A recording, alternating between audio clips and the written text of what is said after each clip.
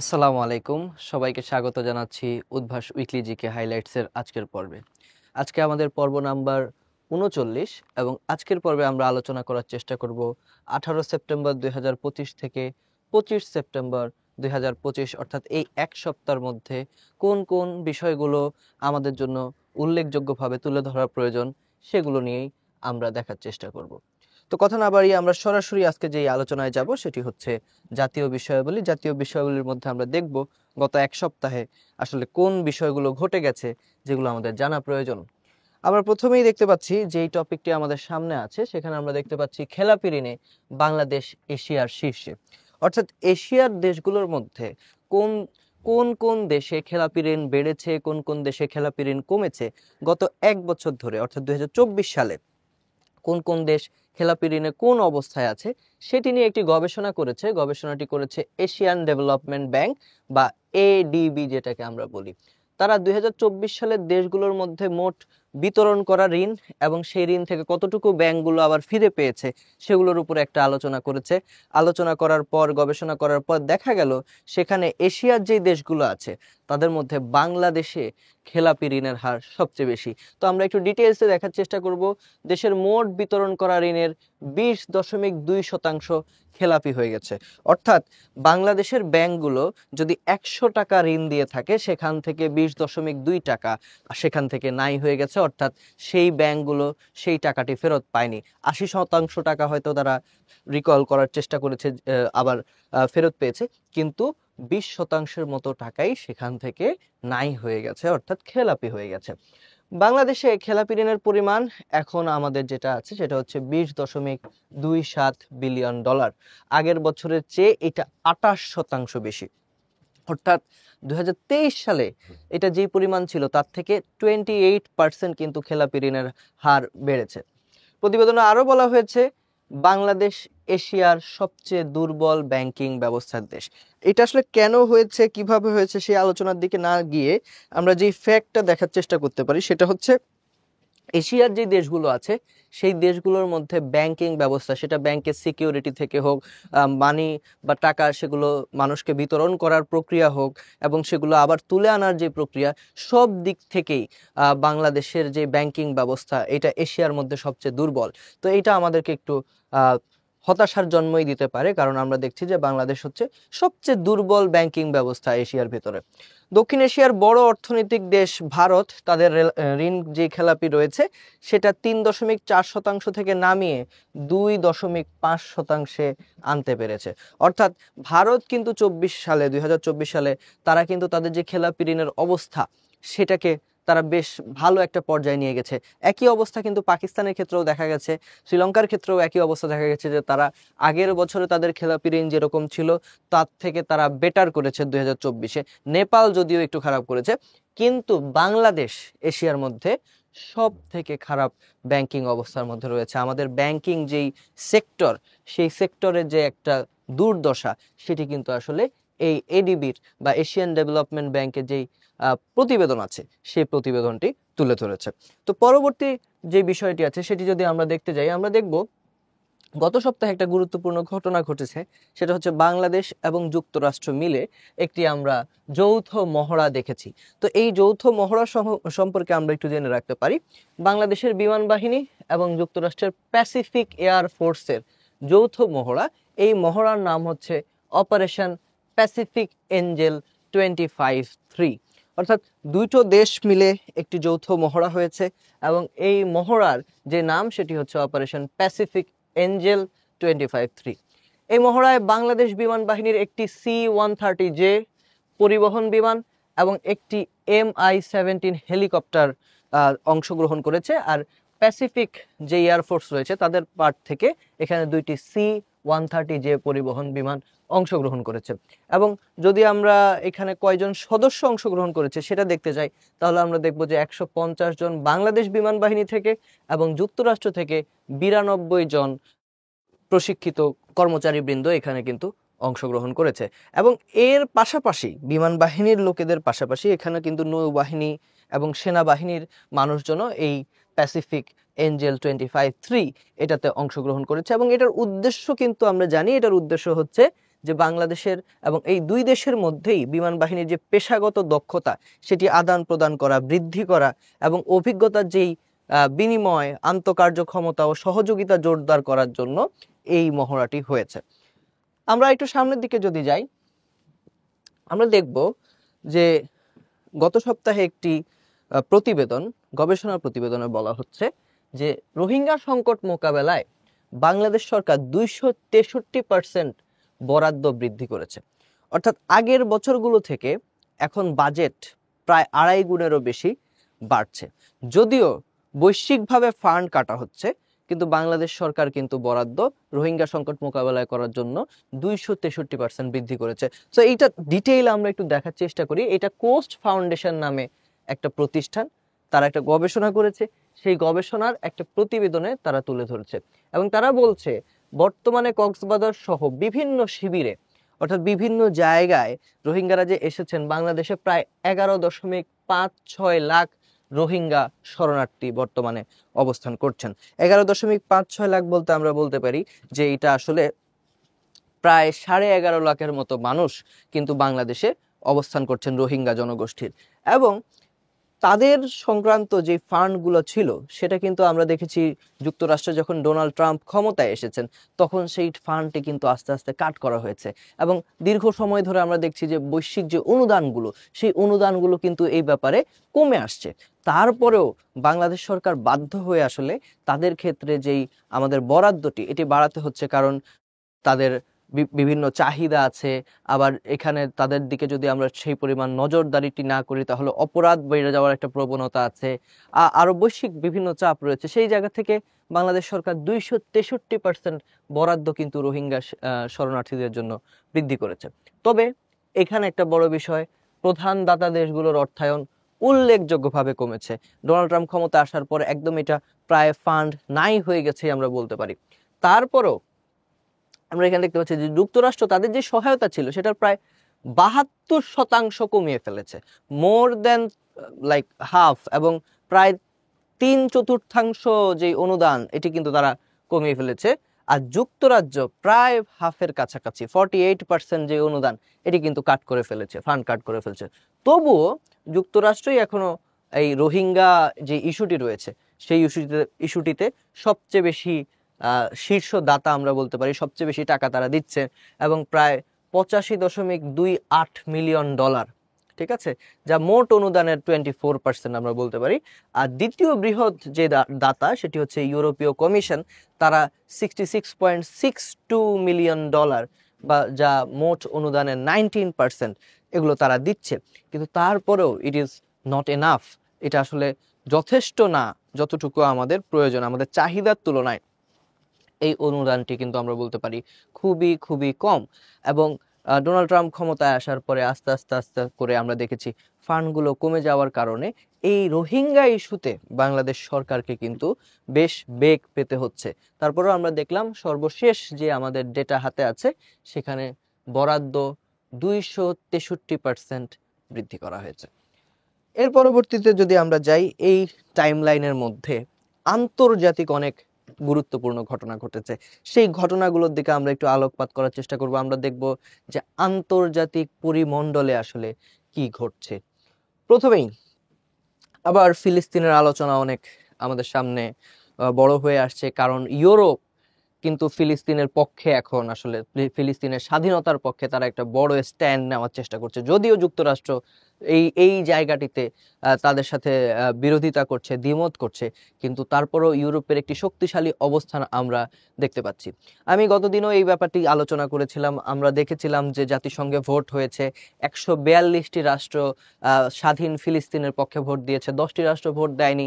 সেখানে তারা একটি সংগঠনের ব্যাপারে আপত্তি জানিয়েছিল, বলেছিল স্বাধীন ফিলিস্তিন রাষ্ট্র হলে সেই সংগঠনকে অস্ত্র ত্যাগ করে তারপরে হচ্ছে যে তাদেরকে শান্তি প্রক্রিয়ায় আসতে হবে। আপনারা অনেকেই অনেক ধরনের কমেন্ট এই জায়গাগুলোতে করেন, আপনারা কমেন্ট করে জানান আমাদেরকে যে আমরা কি আসলে নামটি মুখে নিতে ভয় পাই কিনা ওই সংগঠনের। তারপরে আপনারা আরো আমি যেটা দেখলাম যে আপনারা আরো বিরূপ মন্তব্য করেন যে আমরা কেন নাম মুখে নেই না। এটার ব্যাখ্যা কিন্তু আমরা বারবার করে আপনাদেরকে দিয়েছি। এই যে অনুষ্ঠানটি আমরা করে থাকি, এটার একটা অন্যতম উদ্দেশ্য হলো যারা চাকরি প্রার্থী আছেন, যারা বিভিন্ন পরীক্ষা যারা দিচ্ছেন, তারা যেন পৃথিবী সম্পর্কে একটা আইডিয়া পেতে পারেন। এবং এটা কিন্তু বেশ কষ্টসাধ্য একটা কাজ।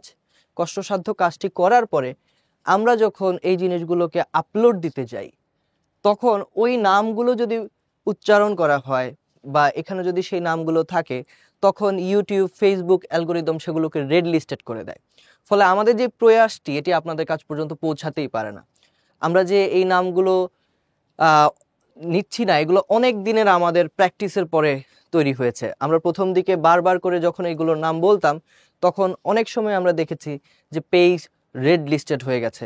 ভিডিও এত কষ্ট করে শ্যুট করার পরেও আপলোড দেওয়ার, শ্যুট করা, এডিট করা, এগুলো সব তৈরি করার পরে ভিডিওটি যখন আপলোড দিতে যাচ্ছি, তখন ভিডিওটিকে রেড লিস্ট করে দেওয়া হচ্ছে, ভিডিওটি নামিয়ে দেওয়া হচ্ছে, ভিডিওটি অ্যালগোরিদম চেক করে ফেলছে এবং হচ্ছে অ্যালগোরিদম তখন ভিডিওটিকে ডাউন করে দিচ্ছে।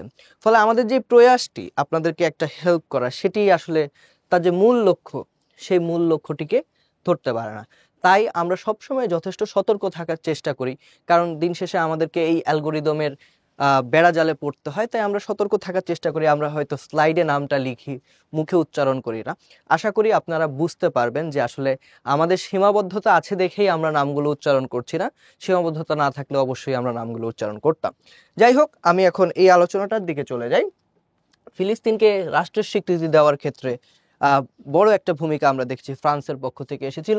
তারপরে রাষ্ট্র হিসেবে আনুষ্ঠানিকভাবে ফিলিস্তিনকে স্বীকৃতি দিয়েছে যুক্তরাজ্য, কানাডা ও অস্ট্রেলিয়া। এবং আমরা দেখছি এই জায়গাগুলোতে মার্কিন যুক্তরাষ্ট্রের সাথে কিন্তু এই ইউরোপীয় শক্তিগুলোর একটা বিপরীতমুখী অবস্থান তৈরি হচ্ছে। রোববার দেশগুলো আলাদাভাবে ফিলিস্তিনকে স্বীকৃতি দেয়। এর ফলে জাতিসংঘের যেই 193টি মেম্বার কান্ট্রি আছে, তাদের মধ্যে 150টি কিন্তু ফিলিস্তিনের পক্ষে দাঁড়ালো। অর্থাৎ বৈশ্বিক জনমত কিন্তু এখন ইসরায়েলের বিরুদ্ধে, ফিলিস্তিনের পক্ষে। 150টি দেশ তারা ফিলিস্তিনকে রাষ্ট্র হিসেবে স্বীকৃতি দিতে চাচ্ছে। এটা ফিলিস্তিনের জনগণের জন্য খুব বড় পাওয়া না হলেও ইসরায়েলের এগেইনস্টে কিন্তু আমরা বলতে পারি পৃথিবীর যে দেশগুলো আছে তাদের একটা তাদের একটা কালেকটিভ অ্যাকশন কিন্তু আমরা দেখতে পাচ্ছি। জুলাই মাসে ফিলিস্তিনকে স্বীকৃতি দেওয়ার ঘোষণা দিয়েছিল যুক্তরাজ্য। আমরা কিয়ার স্টারমারের যেই সরকার, তারা কিন্তু বারবার এই জিনিসটি সামনে নিয়ে আসার চেষ্টা করা হয়েছে যে গাজা উপত্যকায় যেই হামলাটি ইসরায়েল চালাচ্ছে, এই জিনিসটি আসলে মানবতা বিরোধী অপরাধের পর্যায়ে চলে যায়। এবং যুক্তরাজ্য কিন্তু বারবার করে বলেছে এটা একটা দ্বিপক্ষীয়, এটার মধ্যে একটা সমাধান খুঁজে বের করতে হবে, এই জায়গাটিতে একটা সলিউশনের দিকে যেতে হবে বোথ পার্টিকে। কিন্তু সেই জায়গায় ইসরায়েল তার যে আক্রমণ, এটি মুহুর্মুহু আক্রমণ, সে কিন্তু বারবার করে আক্রমণ বাড়িয়ে দিয়েছে। 2 বছরে আমরা গাজা উপত্যকায় প্রায় 6,40,000 মানুষের মৃত্যু দেখেছি, অসংখ্য সাংবাদিকের মৃত্যু দেখেছি, অসংখ্য ডাক্তারের মৃত্যু দেখেছি, অসংখ্য শিশুর লাশ সেখানে আমরা দেখেছি। তো সেই জায়গাটি থেকে এই যুক্তরাজ্য, স্টারমার প্রশাসন, তারা বলেছিলেন যে ইসরায়েল যদি ফিলিস্তিনের গাজায় যুদ্ধবিরতির শর্ত পূরণে রাজি না হয় এবং দ্বিপাক্ষীয় সমাধানটি যদি তারা টেকসই সমাধান যদি তারা অফার না করে, তাহলে তারা ফিলিস্তিনকে স্বাধীনতা দিবে, ফিলিস্তিনকে স্বাধীন রাষ্ট্র হিসেবে স্বীকৃতি তারা প্রদান করবে। এবং সেটি তারা করেছে। আমরা একসাথে যুক্তরাজ্য, কানাডা ও অস্ট্রেলিয়াকে দেখলাম তারা রাষ্ট্র হিসেবে ফিলিস্তিনকে স্বীকৃতি দিচ্ছে। এটা ফিলিস্তিনের জন্য একটা বড় ওয়ে আউট বলেই আমরা মনে করি। তো এই ধরনের জিনিসগুলো আমার মনে হয় যে এইবার যেহেতু এই এই বৈশ্বিক যেই নেতারা, বৈশ্বিক যে মোড়ল রাষ্ট্রগুলো, তারা যেহেতু ফিলিস্তিনের পক্ষে দাঁড়াচ্ছে এবং ফিলিস্তিন ইস্যুটা প্রায় 2 বছর ধরে একটা চলমান ইস্যু, গ্লোবাল ইস্যু হিসেবে এখন পর্যন্ত আছে, এইবার ফিলিস্তিনের এই স্বীকৃতিটা আমাদের জন্য যে কোনো আলোচনার জন্যই গুরুত্বপূর্ণ হয়ে উঠতে পারে। আমরা এটাকে খুব মনোযোগের সাথে দেখার চেষ্টা করব। এরপরে আমরা গত সপ্তাহে আরেকটা ইন্টারেস্টিং চুক্তি আমি বলবো, সেটা দেখতে পেলাম। সৌদি পাকিস্তানের মধ্যে আমরা একটা প্রতিরক্ষা চুক্তি দেখতে পেলাম। এবং আমরা এখানে মোহাম্মদ বিন সালমানকে দেখতে পাচ্ছি, তার পাশে আমরা দেখতে পাচ্ছি পাকিস্তানের বর্তমান যিনি প্রধানমন্ত্রী শাহবাজ শরীফ, তারা কিন্তু সৌদি আরবে আলোচনায় বসেছিলেন। সেখানে তাদের মধ্যে একটা প্রতিরক্ষা চুক্তি হয়েছে এবং এই প্রতিরক্ষা চুক্তিটা খুব ইন্টারেস্টিং একটা প্রতিরক্ষা চুক্তি আমরা বলতে পারি। এখানে একটা ক্লজ এইরকম দেওয়া হয়েছে, যদি 2 দেশের মধ্যে যে কোনো একটির উপর আক্রমণ করা হয়, তাহলে অন্য দেশটিও সেটিকে নিজের উপর আক্রমণ হিসেবে বিবেচনা করবে। এটা কিন্তু একটা খুবই ইম্পর্টেন্ট ক্লজ এই চুক্তিটার ক্ষেত্রে আমরা বলতে পারি। এবং কেন এটাকে আমরা খুব গুরুত্বপূর্ণ ভাবে দেখা দরকার, পাকিস্তান সামরিকভাবে বেশ শক্তিশালী একটি রাষ্ট্র, বেশ খানিকটা শক্তিশালী, তাদের কাছে পারমাণবিক অস্ত্র আছে, সৌদির কাছে সেটা নেই। তবে পাকিস্তান অর্থনৈতিকভাবে বর্তমান সময়ে খুব দুর্বল একটি অবস্থানে আছে, তার অর্থনীতি নিয়ে সে খুবই বেশি সে স্ট্রাগল করছে। অন্যদিকে সৌদি আরব আমরা দেখেছি, যেহেতু তাদের অয়েল মানি, তেলের টাকা আছে, তাদের অর্থনীতি খুবই বুমিং একটা পর্যায়ে থাকে। বিশেষ করে এই মোহাম্মদ বিন সালমান যখন ক্ষমতায় আসলেন, তিনি বিভিন্ন জায়গা থেকে আরো মানি মেকিং প্রসেস শুরু করলেন। যদিও এটা অনেকেই এগুলোকে স্বাগত জানাচ্ছে, অনেকেই আবার এগুলোর এগেইনস্টে দাঁড়াচ্ছে, মত রয়েছে, বিমত রয়েছে, হ্যাঁ, আলোচনা রয়েছে, সমালোচনা রয়েছে। কিন্তু মোটা কথা এইটা, সেটা হচ্ছে যে সৌদি আরব অর্থনৈতিকভাবে বেশ সমৃদ্ধ একটি রাষ্ট্র, সেই তুলনায় তার সামরিক শক্তি আসলে খুব বেশি না, এবং তাকে সবসময় আমেরিকার মুখের দিকে তাকিয়ে থাকতে হয় সামরিক যে শক্তিমত্তা আছে সেটার ক্ষেত্রে, এবং তার পারমাণবিক অস্ত্র নেই। সেই জায়গায় এই দুটি মুসলিম শক্তি তারা একটি চুক্তি করলো, প্রতিরক্ষা চুক্তি করলো, যেটা আসলে বোথ অফ দ্য কান্ট্রিজ, দুইটা কান্ট্রিকেই যেটা আসলে উপকৃত করবে। অর্থনৈতিকভাবে পাকিস্তান একটা অ্যাসিস্ট্যান্স এখানে পাবে, অন্যদিকে সৌদি উপসাগরীয় যে অঞ্চলটা রয়েছে সেই জায়গাটাতে, যেহেতু পাকিস্তানের পারমাণবিক অস্ত্র আছে, সামরিক তাদের যেই অবস্থা সেটা বেশ ভালো, সেই জায়গাটাতে তারা কিন্তু একটা অ্যাসিস্ট্যান্ট পাবে। তো আমরা একটু দেখি, পাকিস্তান একটি পারমাণবিক অস্ত্র সমৃদ্ধ দেশ, তাই এটি উপসাগরীয় অঞ্চলে সৌদি আরবের জন্য একটি নিরাপত্তা গ্যারান্টি হিসেবেও কিন্তু বিবেচিত হচ্ছে। বিশেষ করে সম্প্রতি আমরা দেখেছি যে কাতারের রাজধানী দোহায়, হ্যাঁ, ইসরায়েলের কিন্তু হামলা হয়েছে, এবং এটা কিন্তু বিশ্বে বেশ অস্থিরতা তৈরি করেছে। ইভেন আমরা ডোনাল্ড ট্রাম্পকেও এই ব্যাপারে দেখেছি মন্তব্য করতে, যে ইসরায়েলের যে আক্রমণটি কাতারে হয়েছে সেটির ব্যাপারে তিনি আসলে খুব একটা খুশি নন। তো এই রকম একটা পরিস্থিতি, যখন ইসরায়েল খুব ভেগাবন্ড আচরণ করছে, খুবই তার মতো করে সে যখন যেখানে ইচ্ছা সেখানে সে বোমা বর্ষণ করছে, এমন একটি অবস্থায় পাকিস্তানের সাথে এই চুক্তিটাকে অনেকে সৌদির জন্য একটা নিরাপত্তা গ্যারান্টি হিসেবে দেখছে, এজ পাকিস্তান একটা নিউক্লিয়ার পাওয়ার। অন্যদিকে পাকিস্তানের অর্থনীতির জন্য এটা একটা গুরুত্বপূর্ণ জিনিস। আরো কিছু ব্যাপার এই জায়গাটাতে আছে, সেটা হচ্ছে আমরা অপারেশন সিন্দুর নিয়ে পড়ালেখা করেছিলাম গত কয়েকটা এপিসোডে আগে। আমরা দেখেছি যে পেহেলগামে যে হামলা হয়েছে, সেই হামলার পরে কিন্তু ভারত বলেছিল যে অপারেশন সিন্দুর তারা চালিয়েছে, যদিও তারা খুব একটা সফল হয়নি। এবং তারপর আমরা নরেন্দ্র মোদীর একটা ভাষণ দেখেছিলাম, সেখানে তিনি বলেছেন যে অপারেশন সিন্দুর এখনো চলমান। এইটা কিন্তু ওই ভারত পাকিস্তানের যে জায়গাটি রয়েছে সেখানেও একটা উত্তেজনার জন্ম দিচ্ছে। সৌদি আরবের কাছাকাছি পাকিস্তান আসাতে বিশ্লেষকরা বলছেন, আগে যেরকম ভারত পাকিস্তানের ডাইনামিক্সটা অনেক বেশি আরবিট্রারি ছিল, এই দুইটা রাষ্ট্র যা ইচ্ছা তা করতে পারতো, কিন্তু এখন সেখানে একটা অদৃশ্য ব্যালেন্স তৈরি হয়েছে।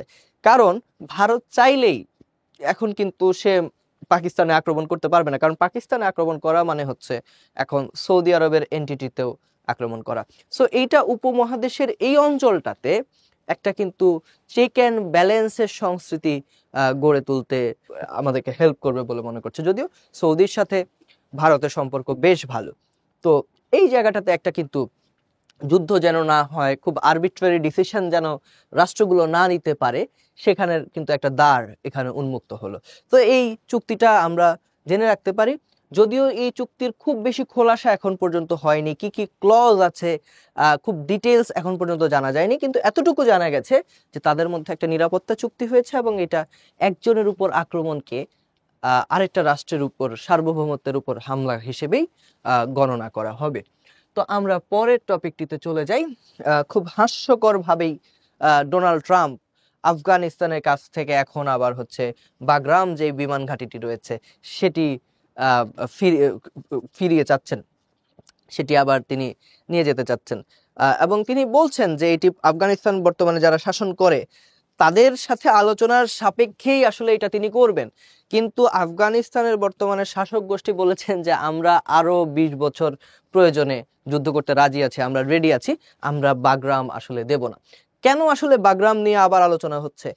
বাগরাম জিনিসটা কি সেটা নিয়ে আমরা একটু আলোচনা করব, কেন এটা নিয়ে আবার আলোচনা হচ্ছে, এটার পুরনো হিস্ট্রিটা কি, ভৌগোলিকভাবে এটা কত গুরুত্বপূর্ণ সেটা আমরা আলোচনায় যাব।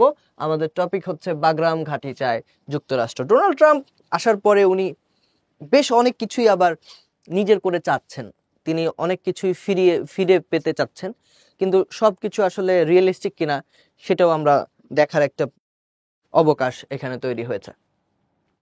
ওয়াশিংটন মানে হচ্ছে ডোনাল্ড ট্রাম্প বলছেন, আফগানিস্তান যদি ঘাঁটিটি ওয়াশিংটনের হাতে তুলে দিতে রাজি না হয়, তাহলে দেশটির জন্য কোট আনকোট ডোনাল্ড ট্রাম্পের ভাষায় ব্যাড থিংস বা খারাপ কিছু ঘটতে যাচ্ছে। এটা ডোনাল্ড ট্রাম্প বলেছেন, কারণ তার কাছে বাগরাম ঘাঁটিটা খুব গুরুত্বপূর্ণ। প্রশ্ন হচ্ছে কেন গুরুত্বপূর্ণ? ডোনাল্ড ট্রাম্পের ভাষ্য মতে এই বাগরাম ঘাঁটি থেকে প্রায় 100 কিলোমিটারের আশেপাশে বা প্রায় 1 ঘন্টার দূরত্বের আশেপাশে চায়না তার নিউক্লিয়ার ফ্যাসিলিটিস গ্রো করছে। আমরা এখানে দেখতে পারবো যে চীনকে মোকাবেলার জন্যই ঘাঁটিটি আবার ফিরে পেতে চায় ওয়াশিংটন, কারণ চীন যেখানে নিজেদের পরমাণু অস্ত্র তৈরি করে সেখান থেকে বাগরাম মাত্র 1 ঘন্টার পথ। ফলে চীনের উপর একটা নজরদারি করার জন্য কিন্তু ডোনাল্ড ট্রাম্প চাচ্ছেন যে এই ঘাঁটিটা ফিরে পাওয়া যায় কিনা, এটা একটা বিমান ঘাঁটি। কিন্তু আফগান যারা নেতৃত্ব যারা রয়েছেন তারা এটা আসলে ফিরিয়ে দিতে আগ্রহী নন, এবং তারা অনেকটাই চীনের ক্লোজ, এবং প্রয়োজনে চীন এই ঘাঁটিতে কিন্তু নিজস্ব সৈন্য মোতায়েন করতেও রাজি আছেন। তো সেই জায়গাটিতে একটা কিন্তু খুব জটিল পরিস্থিতি এখানে তৈরি হয়েছে। তো আমরা বাগরাম ঘাঁটিটা সম্পর্কে যদি একটু জানার চেষ্টা করি, আমরা জানি যে 2011 সালে যুক্তরাষ্ট্রে একটা মর্মান্তিক সন্ত্রাসী হামলা ঘটেছিল টুইন টাওয়ারে। তারপর এই ঘটনাকে কেন্দ্র করে তখনকার যিনি প্রেসিডেন্ট ছিলেন জর্জ ডব্লিউ বুশ, তার যে প্রশাসন রয়েছে সেই প্রশাসন বিভিন্ন দেশের উপরে বিভিন্ন সময়ে বিভিন্ন রকম হামলা করেছিল। একটা সাম্রাজ্যবাদী আচরণও সেখানে আমরা দেখতে পেয়েছিলাম। তো 2001 সালের 11 সেপ্টেম্বর যুক্তরাষ্ট্রে ভয়াবহ সন্ত্রাসী হামলার পর আফগানিস্তানের সামরিক অভিযান শুরু করে ইউএসএ বা মার্কিন বাহিনী। এই সামরিক অভিযানের ক্ষেত্রে তাদের প্রধান যে ঘাঁটি সেটি হচ্ছে বাগরাম। সেই বাগরাম ঘাঁটি কিন্তু তারা 2021 সাল পর্যন্ত এখানে ছিল।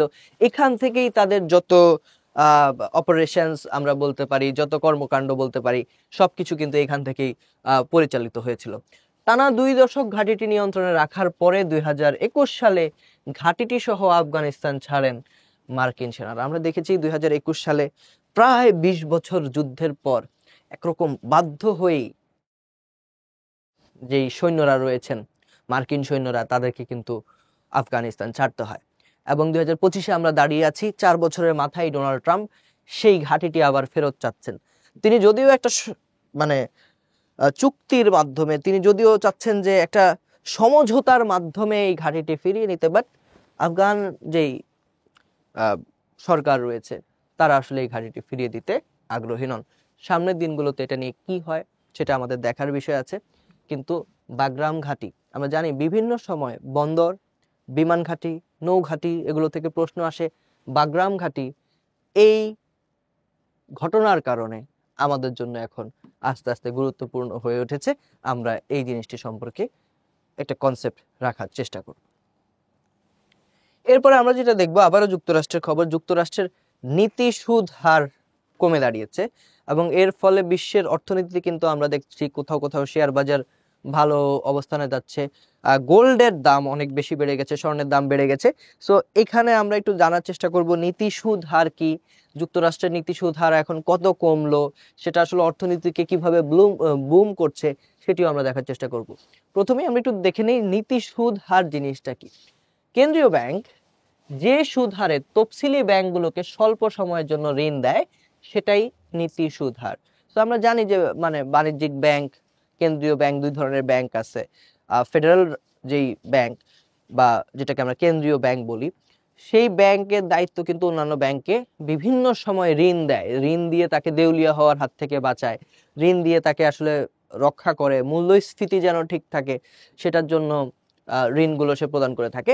যেই রেটে কেন্দ্রীয় ব্যাংক আদার ব্যাংকগুলোকে ঋণ দেয় স্বল্প সময়ের জন্য, সেটাকেই নীতি সুদ হার বলা হচ্ছে। এটার ইংরেজি পারিভাষিক নাম কি সেটাও আমরা একটু দেখবো। ইংরেজিকে বলা হয় রেপো রেট। এগুলো আমাদের জন্য খুব গুরুত্বপূর্ণ। রেপোর বাংলা হচ্ছে পুনঃক্রয় চুক্তি। মার্কিন কেন্দ্রীয় ব্যাংক নীতি সুদ হার 25 ভিত্তি পয়েন্ট কমিয়ে দিয়েছে। ফলে 4 থেকে 4.25% এটা নেমে এসেছে এবং এটার ফলে কিন্তু সারা বিশ্বেই একটা প্রভাব অর্থনীতির উপর পড়েছে।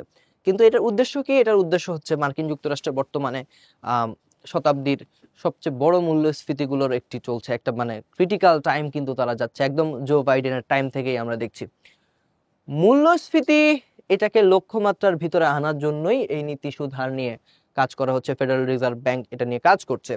মূল্যস্ফীতি এখনো লক্ষ্যমাত্রার চেয়ে বেশি।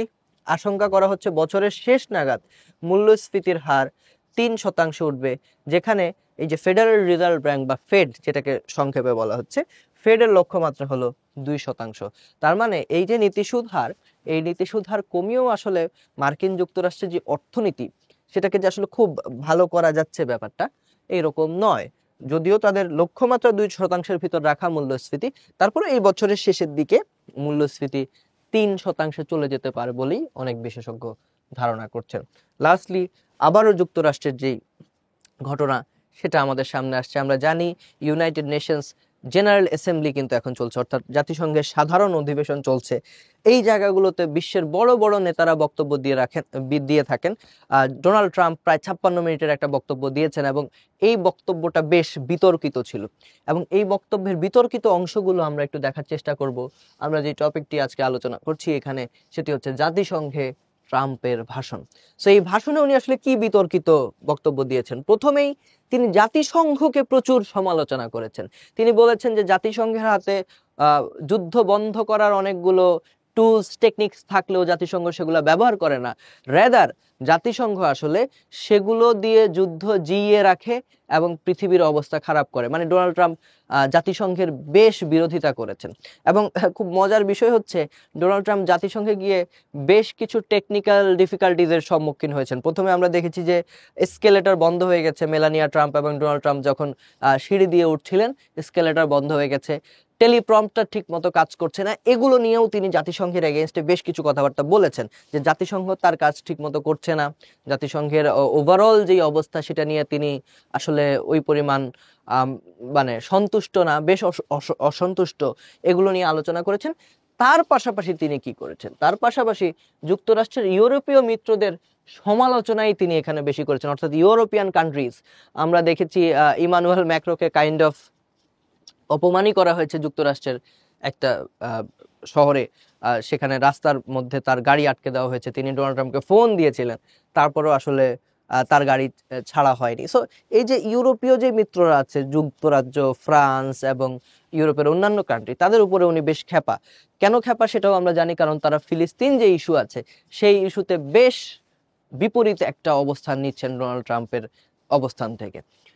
তার সমালোচনার মূল বিষয় ছিল বহু ব্যবহারযোগ্য জ্বালানি ব্যবহার এবং অভিবাসনের জন্য সীমানা উন্মুক্ত করে দেওয়ার ইস্যুগুলো নিয়ে।